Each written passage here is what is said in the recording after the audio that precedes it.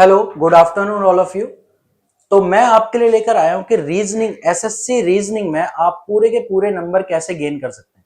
ठीक है, तो उसके लिए हम आपको 5 टिप्स बताते हैं कि आपने रीजनिंग में कैसे आप अपने नंबर्स को गेन कर सकते हैं। फर्स्ट ऑफ ऑल, अगर रीजनिंग में आपको नंबर गेन करने,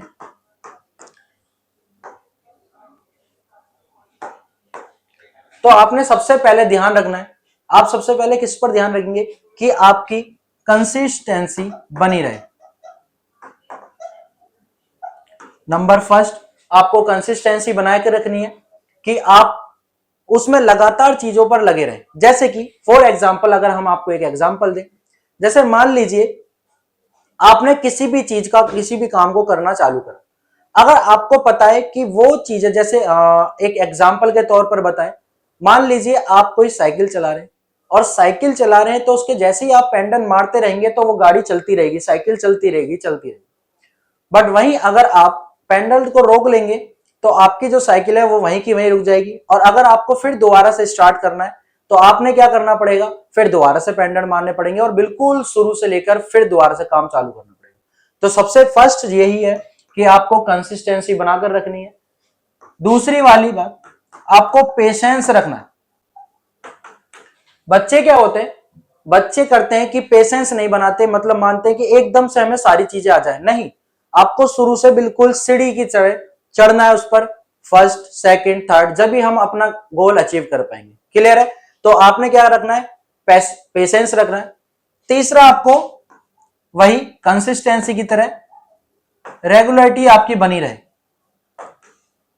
ठीक है, रेगुलरिटी आपकी बनी रहे। तो आपकी रेगुलरिटी और कंसिस्टेंसी बिल्कुल सेम से हो जाते हैं। तो आपकी रेगुलरिटी होनी चाहिए, ये नहीं होना चाहिए कि आपने काम किया और फिर उसके बाद छोड़ दिया, फिर काम किया, तो इस तरीके से नहीं हो पाएगा। फोर्थ नंबर का, आपको अपने ऊपर सेल्फ मोटिवेट होना है। आपने सेल्फ मोटिवेट करना है। जैसे आज मैंने कुछ काम किया तो आपको बताना है कि मैंने आज ये काम किया, और अपने आप को खुद को सेल्फ मोटिवेट करते रहना है कि हाँ, मैं ये चीजें कर सकता हूं। क्लियर है? तो आपकी ये 4 टिप्स आपको पूरी की पूरी रीजनिंग में नंबर गेन कराने के लिए बहुत सफिशिएंट मानी जाती है। ठीक है, अगर मैं यही बात करते हैं हम, अगर मैं आपसे कहूं कि आपके कुछ टॉपिक्स हैं, अगर आप उनको भी कवर कर लेंगे तो आप जो भी एसएससी की रीजनिंग आती है उसमें आप पूरे 25 to 25 या जितने भी नंबर का आपकी रीजनिंग उसका पोर्शन है वो पूरे के पूरे आप पूरा लेके, मतलब पूरे नंबर आप ला सकते हैं। जैसे कि मैं आपको कुछ टॉपिक्स बता देता हूं। जैसे आप first, coding decoding. Coding decoding को आप रोज रेगुलर रूप से इसको रेगुलर एक्सरसाइज या पीवाई को लगाएं, जिससे कि आपकी कोडिंग डिकोडिंग की ज्यादा नॉलेज और गेन होती जाएगी और कोडिंग डिकोडिंग के जो भी क्वेश्चंस होते हैं वो सारे के सारे आपके बिल्कुल ठीक जाएंगे। सेकंड आपका होता है पजल या सिटिंग अरेंजमेंट।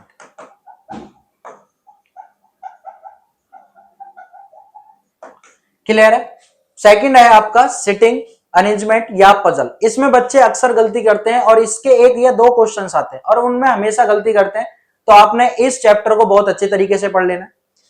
थर्ड जो चैप्टर होगा वो आपका होगा सिलोगिज्म। ठीक है, तो सिलोगिज्म जो होगा वो आपका थर्ड चैप्टर होगा और इस पर भी आपको क्या करना है, रोज रेगुलरिटी या कंसिस्टेंसी बनाकर रखनी है, रोज इसकी प्रैक्टिस करनी है। क्लियर है? रोज आप प्रैक्टिस करेंगे तो आपका सिलोगिज्म का आपका एक भी क्वेश्चन आपका रॉन्ग नहीं जाएगा। ठीक है, थर्ड आपका होता है ब्लड रिलेशन। ठीक है, थर्ड होता है आपका ब्लड रिलेशन। अब ब्लड रिलेशन को करने के लिए बच्चे क्या है, इसको एक चैप्टर की तरह मान लेते हैं। ब्लड रिलेशन को चैप्टर नहीं समझना। ब्लड रिलेशन आपको अपने रिलेशन के ऊपर लेकर चलना है। आपको पता चलेगा कि आप पेन भी नहीं उठा पाए, आपने पेन की जरूरत नहीं पड़ने वाली। आप ब्लड रिलेशन को अपने ऊपर लेकर चलिए और चीजों को बिल्कुल नॉर्मल तरीके से सोचते हुए चलिए। आपका ब्लड रिलेशन वाला चैप्टर जो है उसमें से आपका एक भी क्वेश्चन नहीं छूटेगा। और इसके बाद जो आता है आपका डायरेक्शन एंड डिस्टेंस। क्लियर है बच्चों? डायरेक्शन एंड डिस्टेंस, ये चैप्टर अगर आपने कर लिए तो काफी हद तक आप रीजनिंग का पोर्शन कंप्लीट कर चुके होते हैं, और यही चैप्टर आपके मेनली रूप से देखने को मिलते हैं। बाकी छोटे छोटे चैप्टर जो हैं ये आपके मोस्ट इंपॉर्टेंट हैं। वहीं अगर हम बात करते हैं अदर टॉपिक जो होते हैं, जो कि आपके एसएससी के लिए अगर बोला जाए, डाइस, फर्स्ट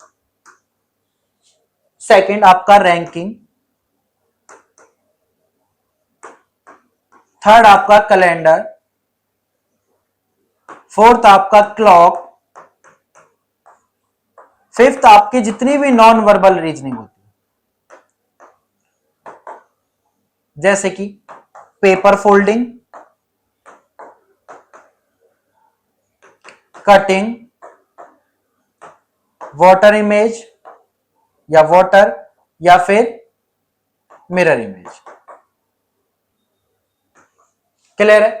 तो ये सारे के सारी चीजें आपको रीजनिंग में ध्यान देनी है। जब भी आपका एसएससी की तैयारी कर रहे हैं और आप उसमें चाहते हैं कि रीजनिंग में आपके 25 to 25 जितने भी आपके उसमें रीजनिंग के क्वेश्चंस हैं वो सारे के सारे ठीक जाए, तो आपको रेगुलर कंसिस्टेंसी रखनी है, और वो मेनली रूप से इन टॉपिक्स पर रखनी है।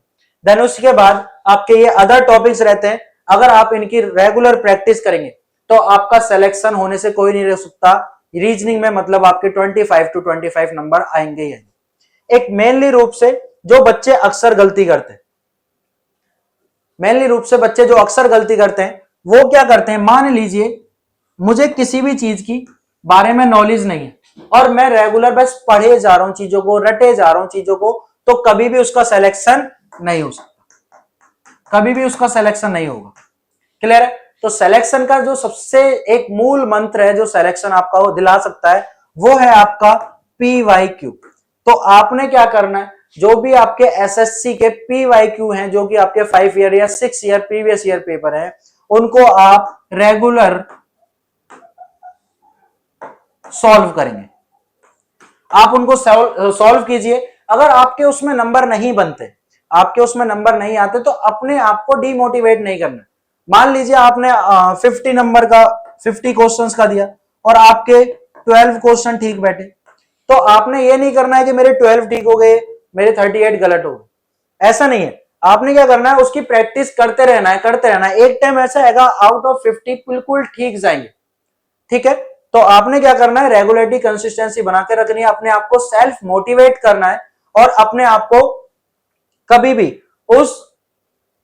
देखिए, अपने आप को सेल्फ मोटिवेट करना है, कंसिस्टेंसी बनाने के रखनी है, और आपको क्या रखना है, सबसे ज्यादा पेशेंस रखना है।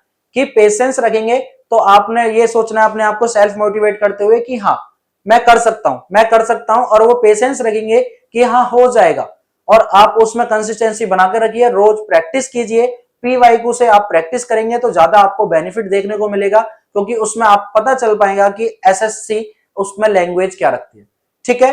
तो ये आपका एक रीजनिंग में, ये आपका रीजनिंग में फुल मार्क्स लाने का एक मूल मंत्र है। आप इस चीज को फॉलो करेंगे तो आपके रीजनिंग में एक भी क्वेश्चन गलत नहीं जाएगा। ठीक है? तो यही था हमारा आपको समझाने का मतलब कि आपको रीजनिंग में आउट ऑफ 50, जैसे 50 नंबर का पेपर है तो 50 ही क्वेश्चंस कैसे टिक करने हैं, तो उसके लिए हमने आपको कुछ एक टिप्स दी, तो आप इन टिप्स को फॉलो कीजिए और रीजनिंग में फुल मार्क्स लेकर आइए। तो थैंक यू सो मच। अपने सेशन को एंड करते हैं।